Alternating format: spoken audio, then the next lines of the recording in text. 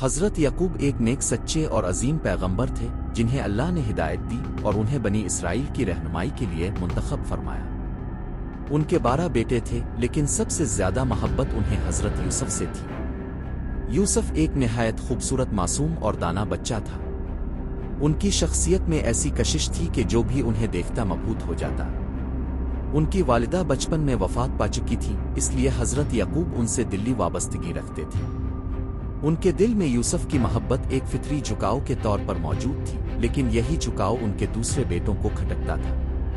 ایک دن حضرت یوسف نے ایک خواب دیکھا جس نے ان کی زندگی کا رخ بدل دیا۔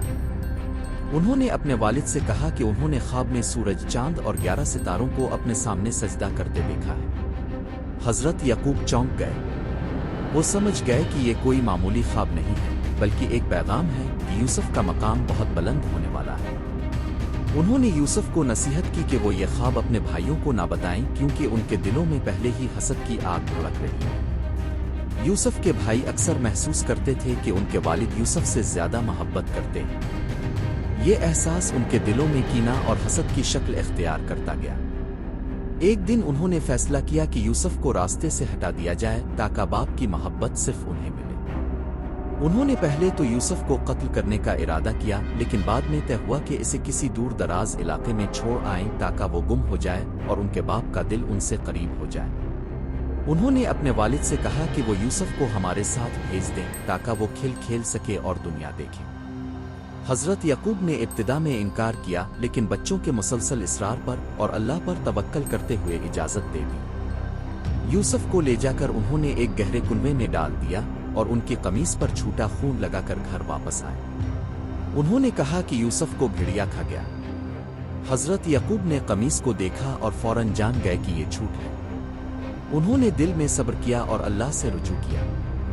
ان کی آنکھیں روتے روتے کمزور ہو گئیں، لیکن ان کا دل اپنے رب پر قائم رہا۔ کنویں میں حضرت یوسف تنہا تھے، مگر ان کے دل میں خوف نہیں تھا۔ اللہ پر توکل انہیں طاقت دے رہا تھا۔ کچھ دن بعد ایک قافلہ کنویں کے پاس سے گزرا اور پانی کے لیے ڈول ڈالا۔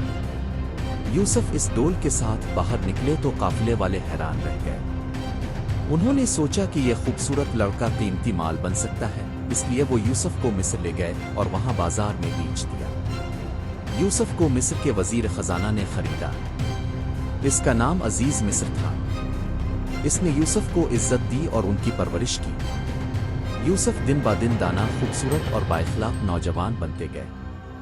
عزیز کی بیوی بھی یوسف کی شخصیت سے متاثر ہو گئی اور ایک دن اس نے یوسف کو اپنی طرف مائل کرنے کی کوشش کی۔ یوسف نے انکار کیا اور اللہ کی پناہ مانگی۔ اس عورت نے اپنی ناکامی چھپانے کے لیے یوسف پر الزام لگا دیا۔ معاملہ عزیز مصر تک پہنچا، جس نے حالات دیکھ کر فیصلہ کیا کہ یوسف کو قید کر دیا جائے تاکہ بدنامی نہ ہو۔ یوسف قید ہو گئے، لیکن وہاں بھی ان کی روشنی پھیلنے لگی۔ قیدی ان سے متاثر ہونے لگے۔ وہ ان کے خوابوں کی تعبیر بتاتے اور اللہ کی طرف رہنمائی کرتے۔ ایک دن 2 قیدیوں نے خواب دیکھے۔ یوسف نے ان کے خوابوں کی درست تعبیر کی اور ان میں سے ایک رہا ہو کر بادشاہ کے دربار میں پہنچا۔ کچھ وقت بعد بادشاہ نے ایک عجیب خواب دیکھا۔ 7 دبلی گائیں 7 موٹی گائیں کھا گئیں اور 7 خشک خوشے 7 ہرے بھرے خوشوں کو نگل گئے۔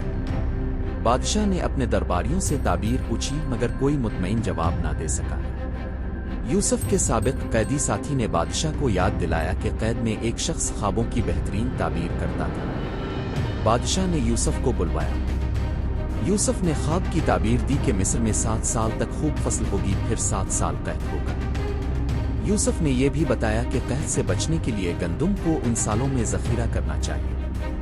بادشاہ یوسف کی حکمت اور علم سے متاثر ہوا اور انہیں مصر کا خزانہ اور کھانے پینے کا نظام سنبھالنے کی ذمہ داری دے دی۔ یوسف نے ایمانداری، عدل اور دانائی سے یہ کام انجام دیا۔ جب قحط آیا تو یوسف کی حکمت سے پورا مصر بچ گیا۔ قحط کے دنوں میں حضرت یعقوب کے بیٹے بھی اناج لینے مصر آئے۔ یوسف نے انہیں پہچان لیا، لیکن انہوں نے یوسف کو نہ پہچانا۔ یوسف نے ان کے ساتھ نرمی اور دانش سے معاملہ کیا۔ انہوں نے ان سے کہا کہ اگر دوبارہ آؤ تو اپنے چھوٹے بھائی کو بھی ساتھ لانا۔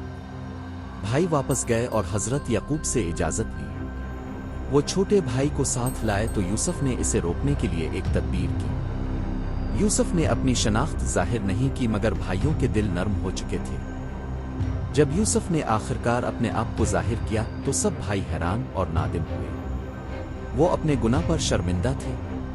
یوسف نے انہیں معاف کر دیا اور فرمایا کہ اللہ نے ان پر رحم کیا اور اب وہ سب ایک ساتھ ہوں گے۔ یوسف نے اپنے والد کو مصر بلایا۔ حضرت یعقوب نے جب یوسف کو دیکھا تو ان کی بینائی ٹوٹ آئی۔ وہ اپنے بیٹے کی کامیابی پر اللہ کا شکر ادا کرتے رہے۔ وہ لمحہ بھی آیا جب یوسف کے سامنے ان کے والد والدہ اور 11 بھائی موجود تھے اور سب ان کے مرتبے کو تسلیم کر رہے تھے۔ اس طرح وہ خواب پورا ہوا جو یوسف نے بچپن میں دیکھا تھا۔ یوسف نے مصر میں ایک لمبی زندگی گزاری۔ وہ ایک نبی تھے، ایک حکمران تھے، ایک بیٹے تھے اور سب سے بڑھ کر ایک سچے بندے تھے۔ ان کی کہانی صبر، وفا، تقوی اور اللہ پر توکل کی ایک اعلیٰ مثال ہے۔ یہ داستان ہمیں سکھاتی ہے کہ چاہے دنیا ہمیں کنویں میں گرا دے، جھوٹے الزام لگا دے، عقائد میں ڈال دے، اگر ہم حق پر قائم رہیں تو اللہ ہمیں اس کنویں سے نکال کر تخت پر بٹھا سکتا ہے۔ یوسف کی زندگی ایک چراغ ہے جو ہر اندھیرے میں راستہ دکھا سکتا ہے۔